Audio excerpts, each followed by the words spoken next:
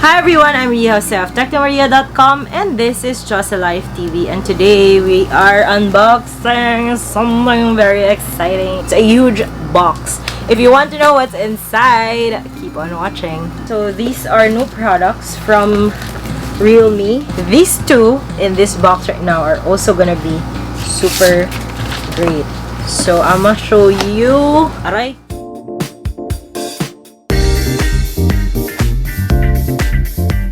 One of my favorite things from Realme is my Realme 6 Pro. I use it every day for social media, to take videos, take photos, and also to play Mobile Legends. So don't forget to add me up on Mobile Legends as well. Queen Polar. So that's my favorite smartphone from Realme right now, and I super love their true wireless earbuds as well. Now we're gonna add to that list, hopefully. Let's go to the Realme M1 Sonic Electric Toothbrush. Realme M1 Sonic Electric Toothbrush is available in two colors. I got the blue one, which I'm happy about. The model code is RMH2012. It has a voltage of DC 3.7 and it has a rated input of wireless charging stand 5 volts 1 ampere. The rated power is 2 watts. At the back, it has a list of some of the key features of the electric toothbrush. 34,000, take note, that's 34,000 times per minute of high-frequency sonic motor. And it has DuPont 99.99% antibacterial bristles. So, for healthy and clean teeth, gums, and mouth. There's a 3.5 millimeter thin metal-free brush head, so that's very important. It has 90 days worth of battery life. It has 4 cleaning modes, which I will talk more about later. And finally, it is capable of quick wireless charging. And now let's open the box. Huwag kang mahuhulog. So, ooh, it's so, I love the color. The color blue is so nice. It has 4 modes. So it has soft, clean, white, and polish. Soft is for those with sensitive gums like me. I'll probably use the soft mode for daily use. Clean mode for, people who don't have sensitive gums and sensitive teeth. The white is for deep cleaning, and polish for shinier teeth. So probably you can use the white and the polish once or twice a week, maybe, or once a day if your teeth and your gums are not that sensitive. It's kind of heavy for me, but I think this is something that you can get used to. There's a battery icon here, so I think it will help you keep track of the battery life. And I think this is the power button, and of course the Realme branding. Let's open more of the box. Oh, balik natin muna. Ayan.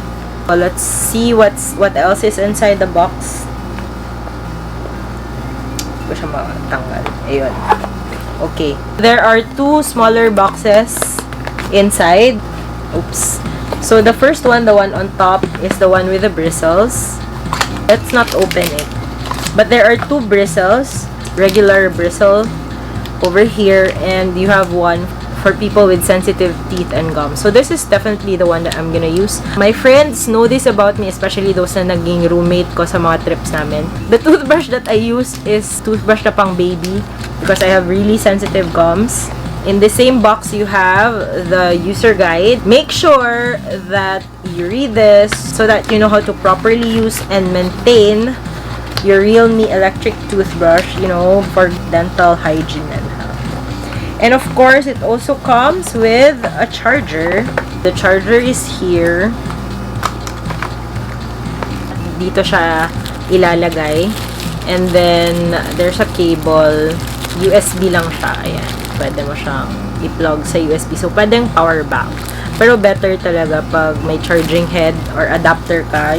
I'll probably use my Realme phone adapters for charging. That's what comes inside the box. So more important than what's inside the box are the key features and specifications of the electric toothbrush. So let's talk about that. It has 34,000 times per minute high frequency sonic motor. It means it's really powerful. It comes with 8 800 mAh battery. So you do not have to worry if it will go low bat kaagad. As I've said, the box claims that you can use it up to 90 days. I'll be making sure to track if the battery really lasts 90 days. I think you have to charge it before your first use. It can be fully charged after 4.5 hours. So I'll definitely charge it before I use it for the first time. So it's capable of quick wireless charging. Again, it has 4 cleaning modes. People with sensitive teeth and gums like me, we don't have to worry because we have the option to use the soft cleaning mode, and we have the option also to use the soft bristle top. For people who do not have sensitive teeth and gums, you can just use the clean mode for your daily use.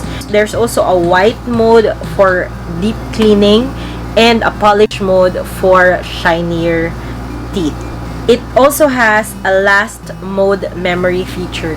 If I used it on the soft mode, the next time I open it, it will still be on the soft mode. The toothbrush is made of 99.99% antibacterial bristles, so you are sure to have cleaner and healthy teeth and gums. 10 degrees stable swing for deep cleaning.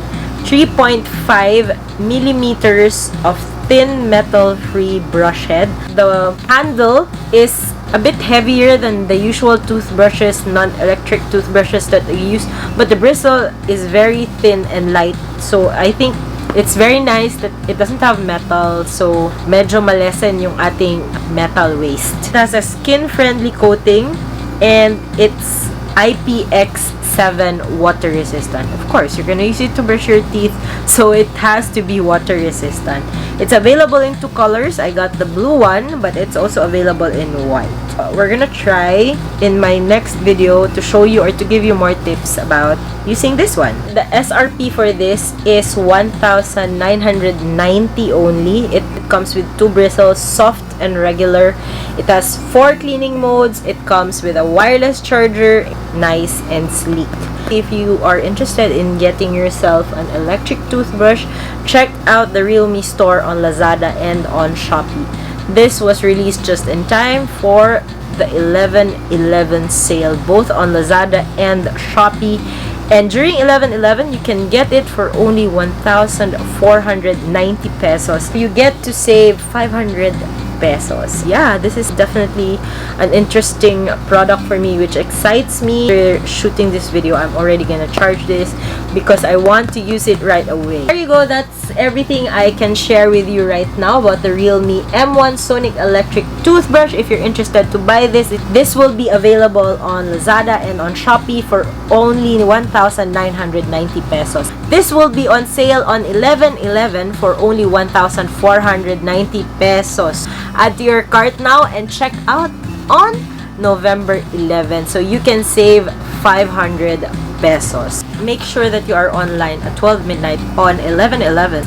I will definitely update you with my feedback and experience about the Realme M1 Sonic Electric Toothbrush. Make sure to subscribe to my YouTube channel and hit on the notification bell button so you will be updated if I have new uploads featuring the Realme M1 Sonic Electric Toothbrush. And if you have any questions about this, make sure to leave a comment down below. If you like this video, give me a thumbs up. And don't forget to share this with your friends as well because they might be interested in getting a Realme M1 Sonic Electric Toothbrush. Don't forget to read my blog at Technomaria.com because the details, the specs, and features of the Realme M1 Sonic Electric Toothbrush will also be there.